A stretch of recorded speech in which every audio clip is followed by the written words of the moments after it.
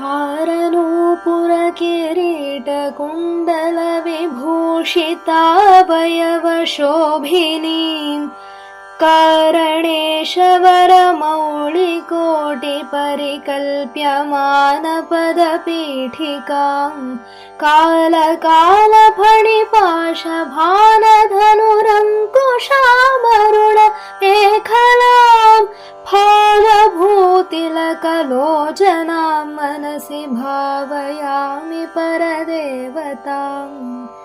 गन्धसारघनसारचारुनवनागवल्लिरसवासिनीं सान्ध्यरागमधुराधराभरणसुन्दराननशुचिस्मितां मन्धरायतविलोचनाममलबालचन्द्रकृतशेखरीम् इन्दिरारमणसोदरीं मनसि भावयामि परदेवताम्। स्मेरचारुमुखमण्डलां विमलगण्डलम्बिमणिकुण्डलां हारदामपरिशोभमानकुचभारभीरुतनुमध्यमाम् वीरगर्वहरनूपुरां विविध कारणेशवरपीठिकां मारवैरिसहचारिणीं मनसि भावयामि परदेवताम्। भूरिभारधरकुण्डलीन्द्रमणिबद्धभूवलयपीठिकां वारिराशिमणिमेखलावलयवह्निमण्डलशरीरिणीं वारिसारवः कुण्डलां गगनशेखरीं च परमात्मिकां चारुचन्द्रविलोचनां मनसि भावयामि परदेवताम्। कुण्डलत्रिविधकोणमण्डलविहारषड्दलसमुल्लसत् पुण्डरीकमुखभेदिनीं च प्रचण्डभानुतटितुज्ज्वलाम् मण्डलेन्दुपरिवाहिताममृततरङ्गिणीमरुणरूपिणीं मण्डलान्तमणिदीपिकां मनसि भावयामि परदेवताम्।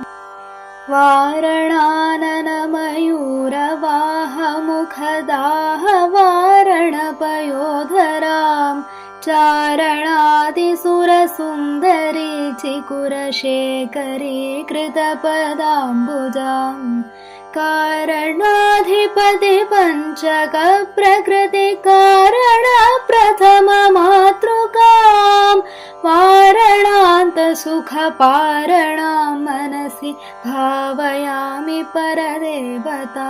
पद्मकान्तिपदपाणिपल्लवपयोधराधनसरोरुहां पद्मरागमणिमेखलावलयनिविशोभितनितम्बिनीं पद्मसम्भव सदाशिवान्तमय पञ्चरत्नपदपीठिकां पद्मिनीं प्रणवरूपिणीं मनसि भावयामि परदेवताम्।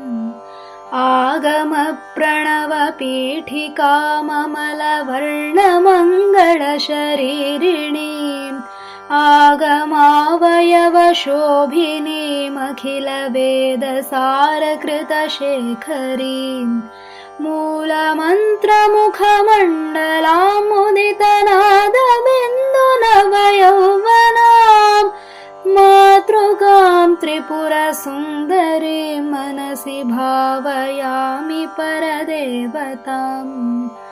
कालिकातिमिरकुन्तलान्तघनभृङ्गमङ्गलविराजिनीं चूलिकाशिखरमालिकावलयमल्लिकासुरभिसौरभां कालिकामधुरगण्डमण्डलमनोहराननसरोरुहां कालिका मातृकामखिलनायिकां मनसि भावयामि परदेवताम् नित्यमेव नियमेन जल्पतां भुक्तिमुक्तिफलदामभीष्टदां शङ्करेण रचितां सदा जपेत् नामरत्ननवरत्नमालिकाम्।